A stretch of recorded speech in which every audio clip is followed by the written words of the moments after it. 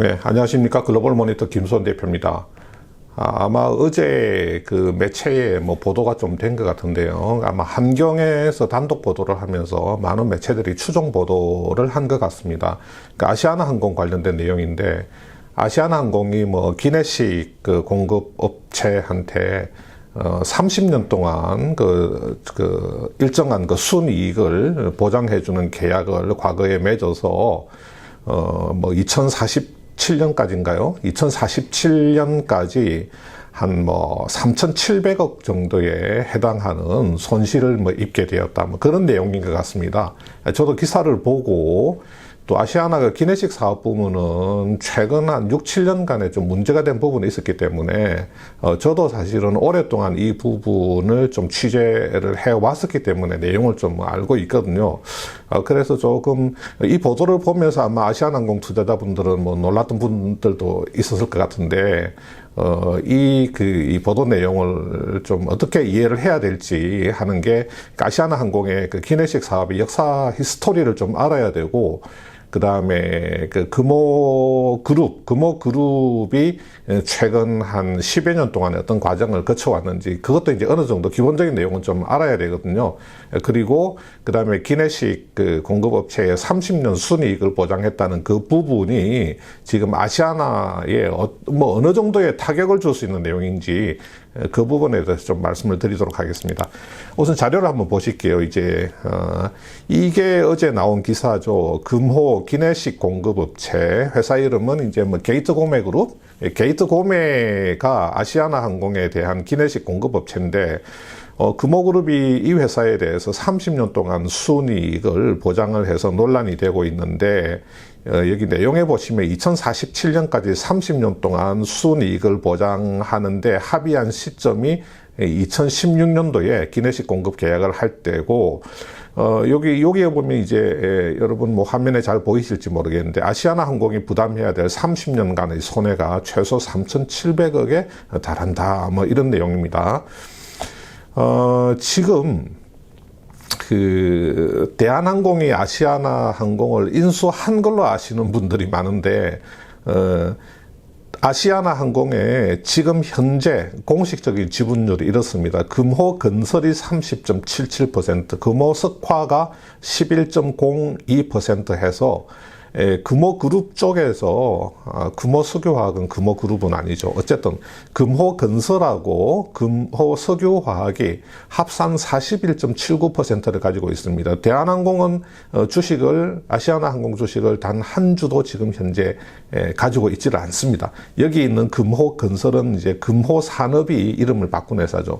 그게 왜 그러냐면, 여러분도 아시겠지만 현대산업개발이 아시아나항공을 인수를 하려고 하다가 여러 가지 논란 끝에 포기하면서 산업은행이 여러 가지 스킴을 짜가지고 대한항공으로 아시아나를 넘겼잖아요. 굉장히 복잡한 자금 조달 구조를 통해서 넘겼는데, 다른 거 다, 이 그림을 한번 보십시오. 이 그림이 굉장히 복잡하죠. 굉장히 복잡한데, 다른 거 다 신경 쓸 필요 없이, 대한항공이 아시아나가 실시하는 1조 5천억 원의 3자 배정 유상증자에 대한항공이 참여를 해서 아시아나 신주를 인수함으로 해서 대한항공이 아시아나를 지배를 하게 되는 형태로 예정되어 있습니다. 왜 예정되어 있냐면, 지금 기업 결합 승인을 받아야 되는데, 우리나라 공정거래위원회 포함해서 몇 개 나라의 기업 결합 승인을 받아야 되는데, 지금 우리나라 공정위에서부터 기업 결합 승인이 지금 나오지 않고 있거든요. 경쟁 제한적 요소가 있다 그래서 좀 더 신중하게 살펴볼 필요가 있다. 이래서 기업 결합 승인이 나오지 않고 있습니다.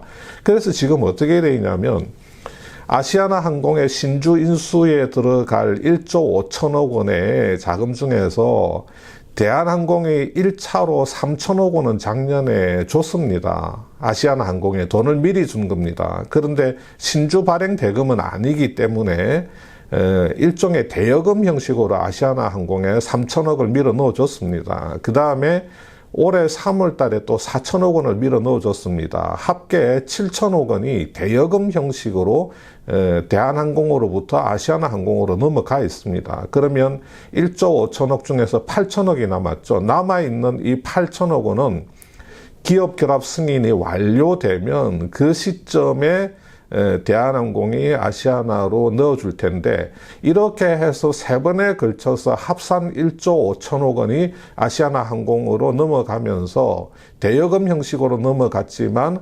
아시아나항공이 신주를 발행을 하게 되면 다 출자금으로 전환을 하게 돼 있습니다. 이런 계획으로 있는 건데, 지금 뭐 기업 결합 승인 자체가 안 되고 있으니까 굉장히 애매하죠. 대한항공은 아시아나항공 주식이 한 주도 없지만 지금 통합 경영을 해 나가야 될 그런 판입니다. 자, 지금 현재 상황은 이렇고요. 자, 기내식 사업에 대해서 간단하게 말씀드려 보겠습니다. 2003년 6월 달에 아시아나항공이 좀 돈에 쪼달려서 기내식 사업을 이렇게 매각을 합니다. 어디에 매각을 하냐면 그 LSG 스카이 셰프 코리아, 그 루프트한자의 자회사인데요. 줄여서 그냥 LSG로 하겠습니다. 이 LSG라고 하는 기내식 공급업체에 아시아나항공의 기내식 사업부를 매각을 하는데, 이 LSG의 아시아나항공도 지분 20%를 태웁니다. 그러니까 이 LSG가 결국은 뭐 아시아나항공하고 루프트한자가 아시아나항공 20%, 루프트한자 80%가 지배하는 뭐 합작법인 형태로 이렇게 그 출범을 하게 된 거죠. 매각 대금은 뭐 650억 원이었고, 향후에 뭐 5년 동안의 영업 성과에 따라서 5년 뒤에 LSG가 아시아나에 추가로 265억 원을 지급을 한다. 뭐 이 지급액은 영업 성과에 따라서 연동되어서 좀 달라지는 그런 조건이었죠. 그 다음에 뭐 이제 이 기내식의 그 매출 수량이나 아니면 이 기내식 사업에서 손익분기점에 달성하지 못할 경우에는 LSG 쪽에서 기내식 가격을 좀 올릴 수 있는 그런 권리를 뭐 부여받습니다. 그렇게 해서 LSG가 아시아나항공에 대한 기내식 그 사업자로 쭉 있어 왔는데, 2016년에 아시아나항공이 기내식 사업자를 교체를 합니다. 게이트고메라고 하는 회사를 기내식 사업자로 선정을 하죠. 게이트그룹의 계열사죠. 게이트고메. 또 이 게이트그룹은 중국의 하이난 항공그룹이 당시에 인수를 했습니다. HNA 그룹이 게이트그룹을 인수를 했는데, 이 게이트고메는 이제 게이트그룹의 뭐 계열사죠. 자, 이렇게 해서 이 게이트고메하고 아시아나항공이 게이트고메 60%, 아시아나항공 40% 해서 게이트고메 코리아라고 하는 합작사, 이제 GGK, 이 GGK를 만들어서 30년 동안 아시아나항공에 대한 기내식 공급권을 이렇게 부여를 해줍니다. 자, 그 무렵에 또 어떤 일이 있었냐면, 요게 중요합니다. 이 게이트그룹이 그 당시의 금호홀딩스, 지금 현재 금호고속이라고 하는 회사죠. 이 금호홀딩스가 발행한 1,600억 원의 채권을 게이트그룹이 무이자 조건으로 이렇게 매입을 해줍니다. 이때 이제 이 채권은 일반 회사채가 아니라 신주인수권부 사채, 이 BW, 금호홀딩스가 발행하는 1,600억 원의 BW를 게이트그룹이 우리 이자 안 받아도 돼 하면서, 이 BW니까 이제 나중에 뭐 신주, 금호홀딩스의 신주로 바꿀 수가 있죠. 신주 발행 가격은 뭐 15만 원으로 그때 정해졌더라고요. 뭐 게이트그룹이 이런 조건으로 금호홀딩스 BW를 그 무렵에 인수를 해줍니다. 근데 이게 이제 조건이 보니까 1,600억 원어치인데 560억 원은 뭐 만기 1, 2년짜리인데 금리는 뭐 0%고, 나머지 1,040억 원이 만기 20년짜리입니다. 만기 20년짜리이면서 금리는 0%. 그 다음에 신주인수권을 게이트고메 쪽에서 게이트 그룹 쪽에서 행사를 하면 신주 발행 가격은 15만 원 뭐 이렇게 정해져 있었습니다. 그러니까 이 기내식 사업권 거래를 하면서 그 무렵에 동시에 이렇게 BW 인수 거래를 하니까 누가 봐도 이게 좀 이상하죠. 이 기내식 사업권 거래하고 이 BW 인수 거래는 도대체 뭐냐? 아시아나 항공이나 금호 그룹 쪽에서는 그 하이난 항공 그룹하고 뭐 전략적 제휴를 위해서 서로 뭐 도움을 주고 받기 위해서 이런 식으로 거래를 한다라고 설명을 했는데, 그 당시에도 이것 좀 이상하다, 뭐가 있는 게 아니냐, 이런 이야기들이 사실 많았었습니다. 그런데 이제 그 게이트 구매 쪽으로 기내식 사업권이 넘어가 버리니까 이 LSG가 굉장히 큰 폭로를 합니다. 그러면서 공정위에 고발을 하는데, 뭐라고 폭로를 하냐면, 아시아나에서 기내식 공급 계약 연장해준다는 조건으로 금호홀딩스가 발행하는 20년 만기의 BW를 무이자 조건으로 매입해달라는 요구를 우리한테 해왔다, 이렇게 폭로를 해버립니다. 그래서 이것은 그 공정거래를 위반하는 부당한 행위다, 이러면서 이제 공정위에 신고를 하게 되죠. 자, 그 당시에 그 무렵에 이 박삼구 회장하고 금호그룹은 어떤 상황이었냐면, 다들 아시다시피 2006년하고 2007년에 걸쳐서 금호그룹이 대우건설하고 대한통운을 인수했다가 유동성 위기에 빠집니다.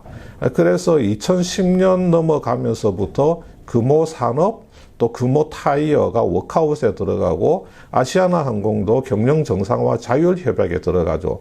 이제 주요 그 계열사들이 모두 채권단 관리하에 놓이게 됩니다. 그래서 이 주요 계열사 지분들이 다 채권단의 그 채권에 대한 담보 지분으로 이렇게 다 이제 넘어가게 되는 그런 상황이죠. 이제 금호의 박삼구 회장하고 그 일가들이 이 금호그룹을 재건하기 위해서 금호홀딩스를 설립을 하면서 2015년도부터 이 그룹을 재건하는데 굉장히 부단하게 그 여러 가지 시도를 하게 됩니다. 자, 그런 상황이었거든요.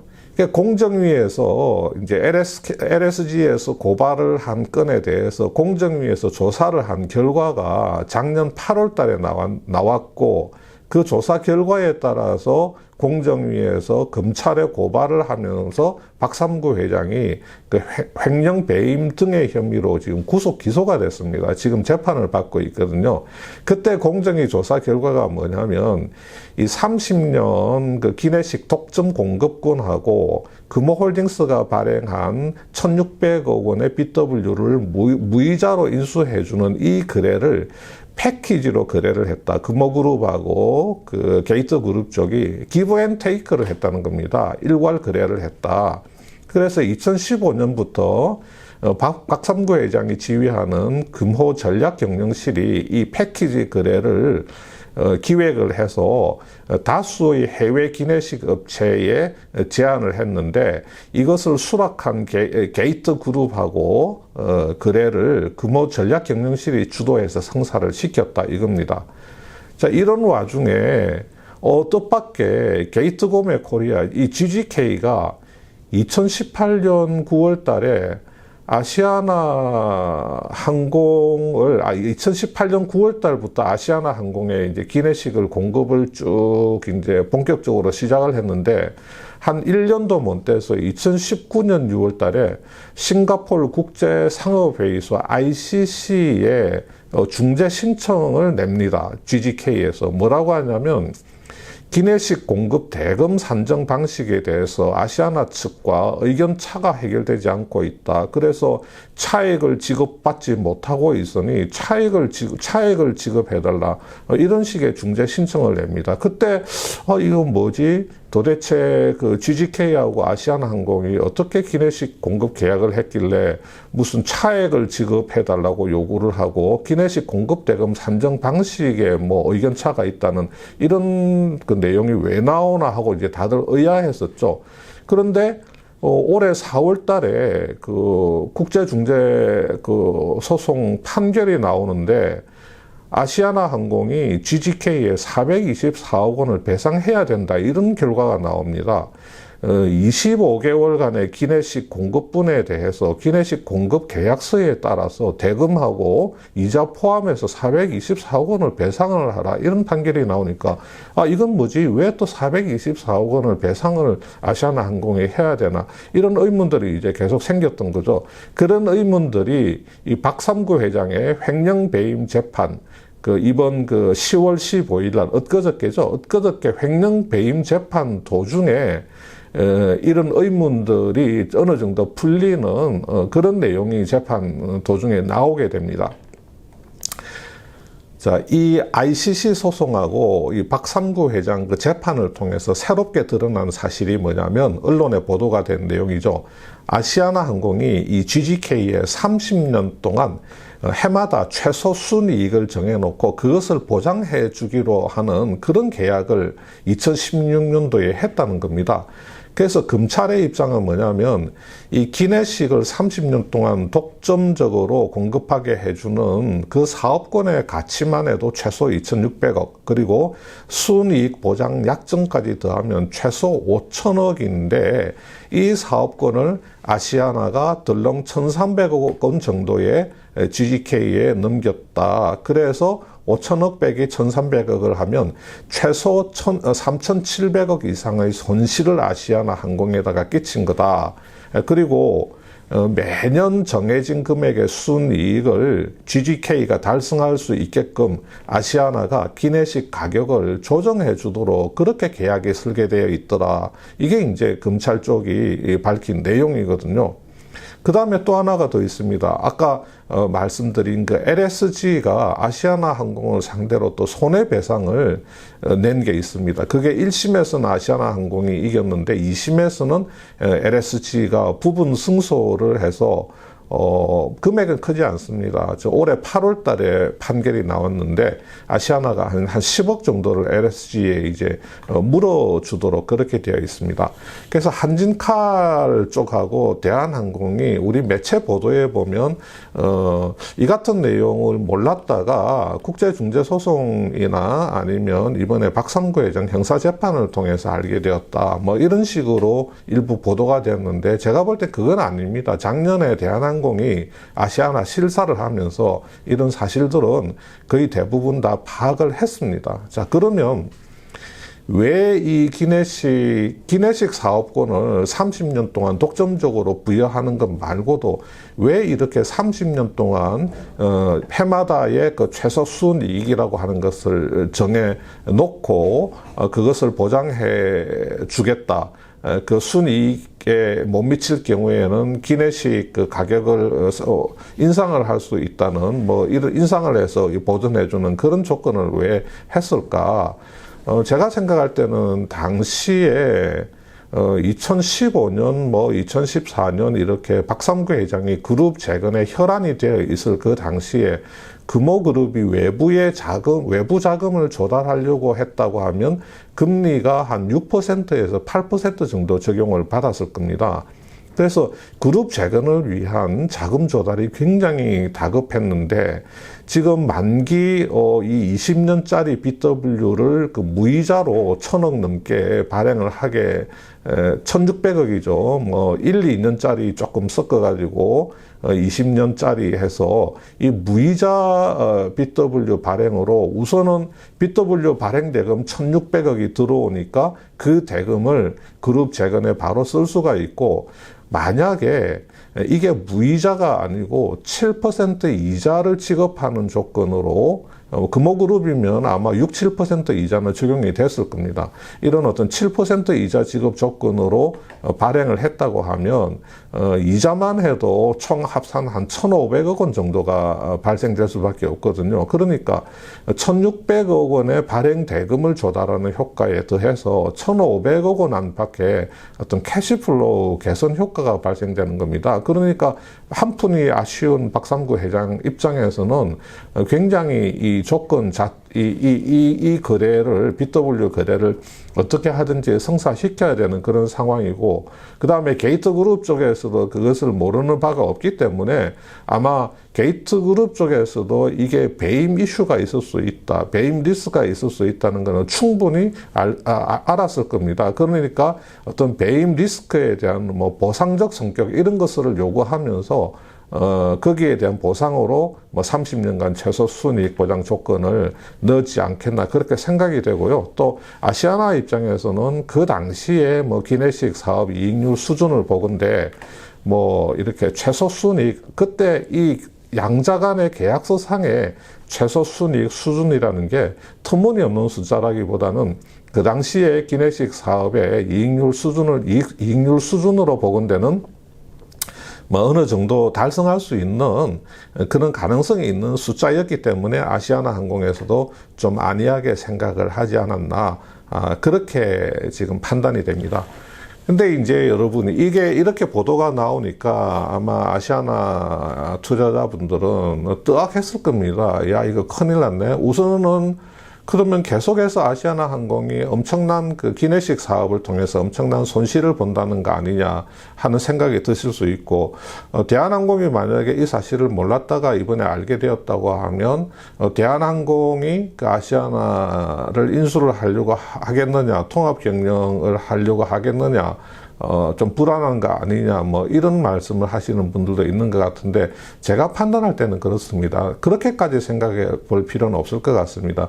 검찰이 이 일부 기사에 30년 동안 3,700억 원의 뭐 손실을 입게 되었다는 그 표현이 좀 애매한데요. 뭐냐면 제가 아까 말씀드린 대로 5천억 원 가치에 팔 수 있는 것을 지금 1,300억 원 가치에 팔았기 때문에 3,700억 원의 손실을 입혔다. 그래서 배임적인 요소를 말하는 거고요.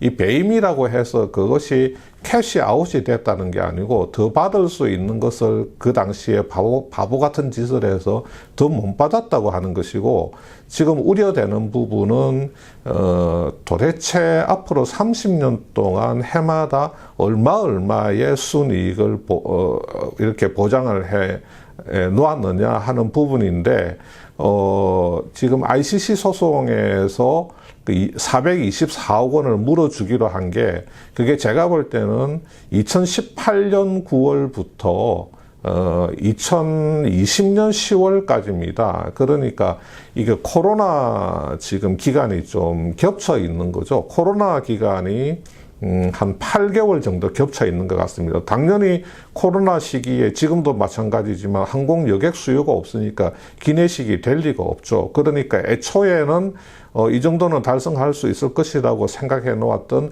그 최소 순이익이 달성이 분명히 안 됐을 겁니다. 그래서 424억 원이라고 하는 큰 돈이 나간 것이고, 항공 여객 수요가 뭐 올해부터 조금 올해 하반기 연말로 가면서 조금 늘어나고 2023년도에 상당 부분 정상화가 되어서 24년도부터는 이제 완전 정상화로 갈 걸로 그렇게들 예상이 된다고 한다면, 정상적인 그 항공 여객 수요가 발생하는 상황에서는 그 최소 그 순이익 보장 수준을 맞출 수 있지 않겠나 그렇게 생각이 됩니다. 그러면 그렇게 그 게이트곰의 코리아의 GGK에 그 보전을 해줘야 되는 금액은 발생하지 않을 수 있다 그렇게 보는 편이고요. 그 시기가 뭐 좀 더 당겨질 수도 있고, 또 뭐 엔데믹 상황으로 가게 되면 그 과거보다도 항공 여객 수요가 더 늘어나게 되면 뭐 당연히 뭐 기내식 사업은 더 잘 될 수가 있겠죠. 그래서 제가 생각할 때는 뭐 계약 내용에 대해서 제가 세부적으로 다 알지는 못하기 때문에 뭐 확은 단언할 수는 없지만, 그렇게 뭐 3,700억 원의 손실이 계속 발생된다든지 아니면 3,700억 원의 캐시아웃이 30년 동안에 계속된다, 그런 이야기는 아니기 때문에 너무 과도하게 우려할 필요는 없고, 다만 지금 뭐 항공주가 불안하고 지금 주가가 좋지 않은 거는 뭐 유가 영향이 굉장히 크겠죠. 유가가 너무 올라가니까 지금 항공유 가격, 항공사는 뭐 유가 올라가면 쥐약이잖아요. 또 그다음에 환율 올라가고 뭐 달러 부채가 많기 때문에 거기서 발생되는 그 환평가 손실 같은 게 있기 때문에 지금 항공주 주가가 이제 좋지 않은 것이지, 뭐 이 지금 기내식 사업의 영향으로 뭐 아시아나 항공 주가가 헤맨다든지 뭐 그렇게 될 것 같지는 않고, 대한항공은 이미 이 사실을 이제 실사를 통해서 다 파악을 하고 있는 상황이었기 때문에 이것이 뭐 대한항공의 아시아나 항공 인수 의지나 뭐 통합 경영 의지에 영향을 줄 것 같지는 않습니다. 자, 오늘 여기까지 하겠습니다. 감사합니다.